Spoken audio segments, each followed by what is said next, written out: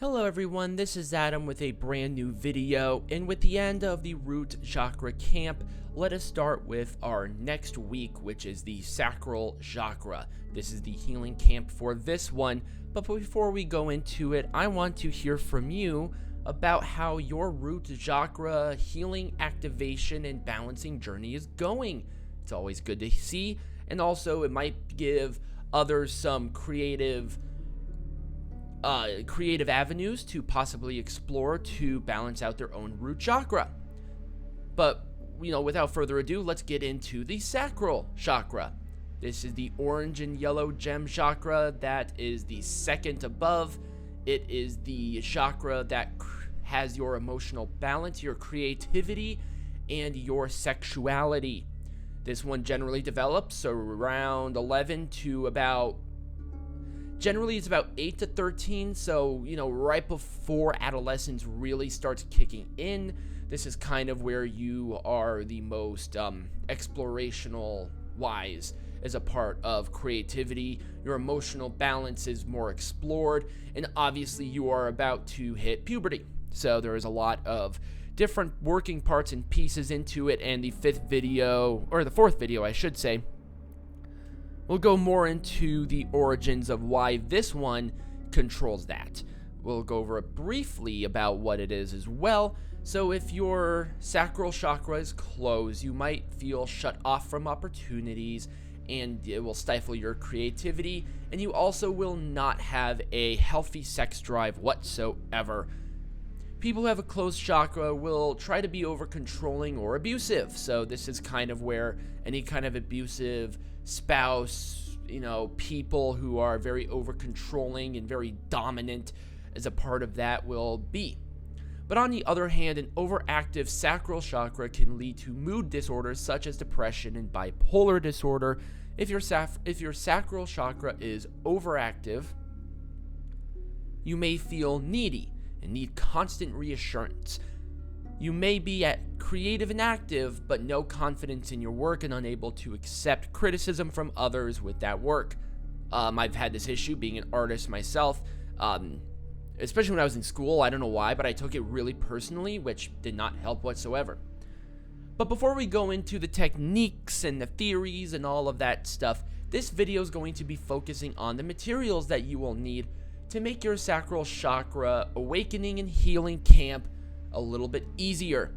I have gone through the painstaking task of getting all the essential oils, stones of both kinds, and also a yoga mat down below in the description. It will not only give you a discount on some of the products available for you, but also it'll help the channel, so I would thank you to use those at all possible. But you can add other things on there as long as you click one of those links. You go on Amazon anyway, you shop there anyway, might as well help out a channel, right? So, with this chakra, is kind of unique that the root chakra did not have, in that there are two different kinds of categories for the stones. So the first group that we're going to be discussing are going to be the crystals that open and activate this chakra. So a lot of these, if you will see the colors, are going to be a orange or a yellow color. But depending on what you are going to do and the characteristics of the stones and what it is will help you determine which stone would be best for you. I would recommend going with the opening and activating chakra stone first, but it's up to you. I don't know you personally. I wish you all the best, and hopefully you will enjoy this journey with us. The first one we're going to talk about is orange or coral calcite. So this one ranges from a deep orange to a milky orange or even a yellow. So there's a very wide range in here. This one will activate the spiritual realm of the physical body.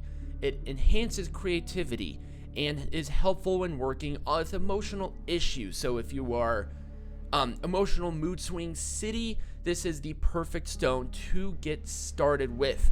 Working with orange calcite will bring higher insights of the upper chakras down, so it actually goes downwards because you're thinking more. For processing so that they can be used in a more integral way without needing to extend thought. So it won't overwhelm you physically. And coral calcite is going to be the same color range, except it'll be a little bit lighter. So depending on where the crystal grows, the higher up the crystal is, the more color is going to be in the actual crystal. It's actually a very fascinating look. I recommend doing that.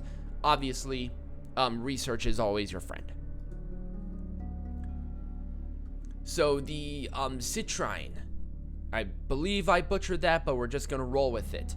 So this particular crystal is going to be more of a clear. It's a member of the quartz family, and it is a silicon dioxide material. So it can be clear to translucent to yellow hues as well. It is the essential stone of the root chakra, and it makes the creativity, and it is a staple of that manifestation of creativity. That's generally what this one is focused on entirely. So if you are creatively stifled, I recommend putting this in a studio or have it sitting right next to you, or wear it when you are being creative. It might help you think of some very interesting ideas in the long run. Orange Carnelian, which is the one that I currently have next to me. So orange carnelian is full of life force. It stimulates the metabolism, and it gives you good energy and supply of blood to the organs and tissues that are kind of associated with this chakra.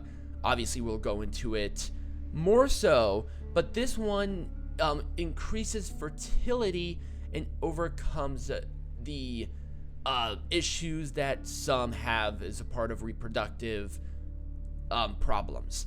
So it aids in the menstrual, and it basically helps with like period pains, and eludes a lot of the very nasty symptoms that come along with that natural process. So with calcite being the more creative side, orange carnelian is going to be of this sexual nature. And then orange Adventurine, I believe I butchered that pretty much hardcore, but this one builds confidence and gains creative inspiration through it. This natural gemstone stimulates the chakra that we are discussing, the Sacral Chakra, and encourages personal power, independence, originality, and self-esteem. So this one is really good if you're going out into a public place, exploring the world, that kind of stuff. So with that being said, let's go into the second category of these chakras and the stones associated. So this next list, which will be in the description below if you want to purchase them, are going to be the overactive chakras. So these ones will soothe the stone. They will also soothe the chakra, so you are not, a sexual driven bipolar mess, essentially. So the orange carnelian is a great first start on this one as well, but there is snowflake obsidian. It's obsidian with like little white pellets in there. It's a gorgeous stone, but it's really one that helps with kinetic patterns, and it helps examine harmful thoughts and energies, and it also kind of eases the emotional realms such as anger and jealousy, greed, resentment, stuff like that. So this one is more of the emotional calming down, where orange Carnelian is more of the sexual calming down. So amber is the world's oldest and most convicted treasure. It is one of the most powerful stones in all of chakra theory. It is the gold of the sea. And what this one pretty much is basically ancient cultures thought of amber as the tears of the gods. So when a child is born, they will put amber around them to protect them.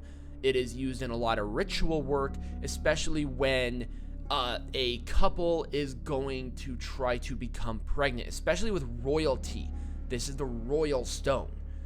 The reason that this one does not have a link is because it is very difficult to find a good piece of amber. I do recommend going to a local metaphysical store in your area and purchase it there. Sometimes they'll have really nice ambers.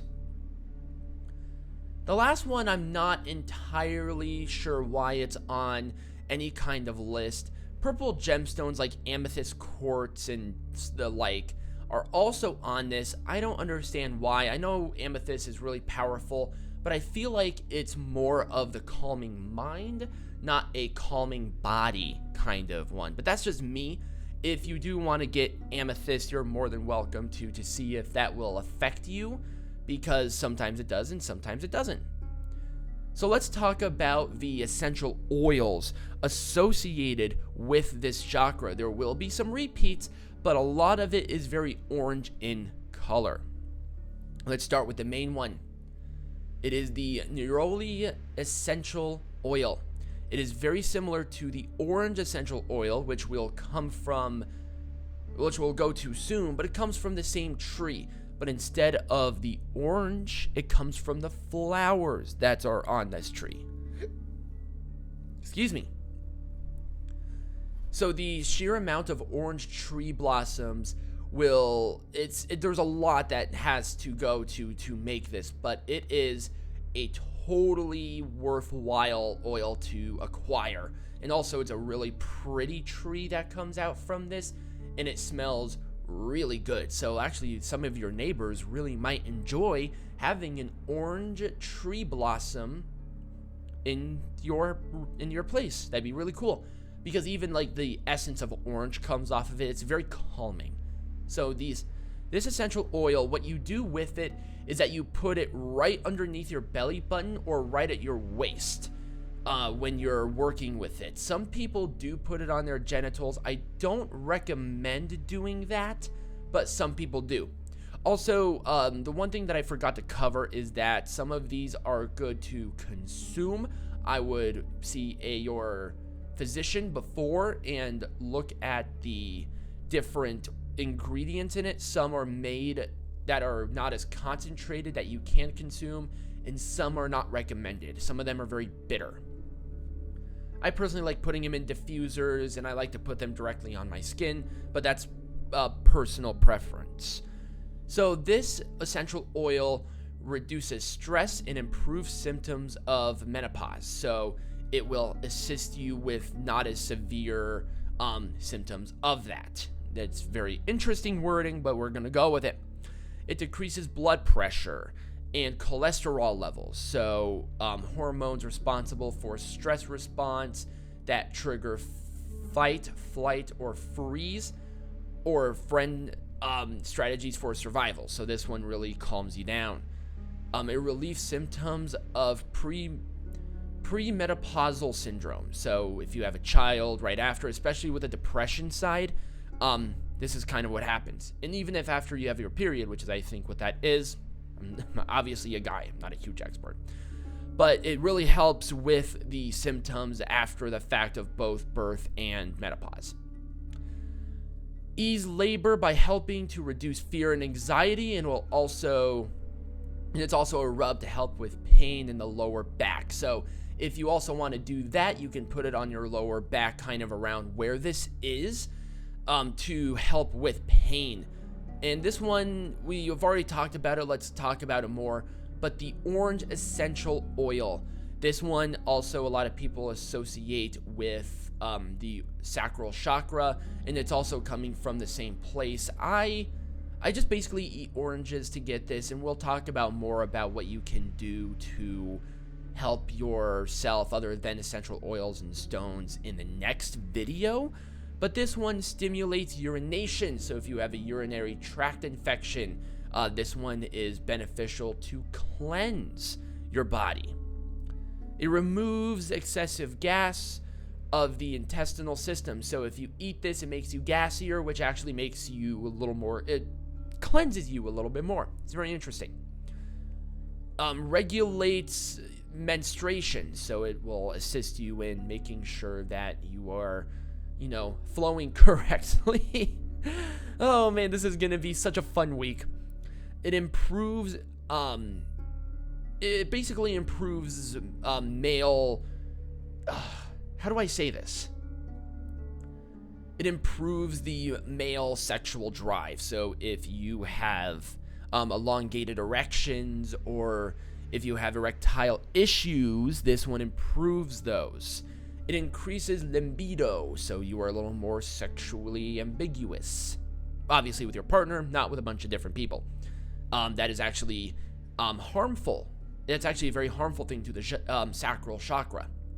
And it regulates the stimulation of, bile and juices and hormones and enzymes. It keeps it very regulated nicely.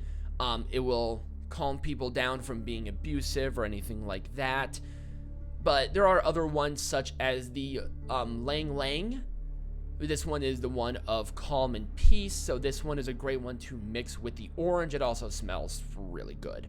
A lot of these actually smell nice.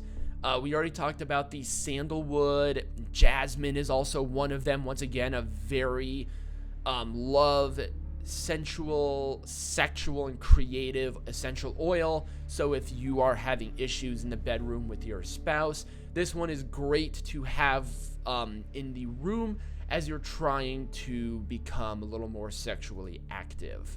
So this one's going to be a fun one, guys. A lot of sexual frustration, and it's something that you have to talk about. A sexual, healthy relationship with yourself and others promotes that inner peace. We're all humans. We do it. Let's not be, let's not dangle our pearls against this. So let's be mature adults about it. So, thank you guys for listening. I hope this was informative for you. If you have any questions, feel free to leave those in the comments, and I will compile them into a list of for a video during the weekend if we get enough questions. And if you enjoyed it, subscribe. But also, if you want to learn more about this, go ahead and click the first link in the description and sign up. You get a great little program that two individuals who I highly recommend, who know these chakras in, out, and far in between, can assist you on. So, and it's also free to sign up right now. So go ahead and do that. And I hope you all have the great rest of your day.